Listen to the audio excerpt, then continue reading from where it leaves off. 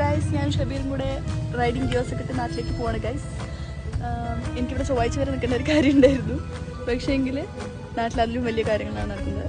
അപ്പോൾ ഞങ്ങൾ പോകണ്ടോ ഗൈസ്. നിങ്ങളുടെ കൂട്ടത്തിൽ കാണില്ലേ ഒരാള് വീട്ടിൽ നിന്ന് വിളിക്കും, വീട്ടിൽ വിളിക്കണോ ഈ സമയത്തിനുള്ളിൽ എത്തണം, അങ്ങനെ ഒരാളുടെ കൂടെയാണ് ഞാൻ അട്ടപ്പാടി വന്നിരിക്കുന്നത്. ഇപ്പൊ ഞങ്ങള് നേരെ അട്ടപ്പാടി നരസിംഹത്തിലേക്ക് പോയിട്ട് നരസിംഹത്തിൽ തിരിച്ച് വീണ്ടും ഞങ്ങൾ പാലക്കാട് പോയിക്കൊണ്ടിരിക്കുകയാണ്.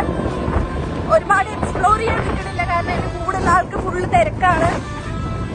പ്രൈം മിനിസ്റ്ററിന് പോലും ഇല്ലാത്ത തിരക്കാണ് കൂടുതൽ ആൾക്കുള്ളത്.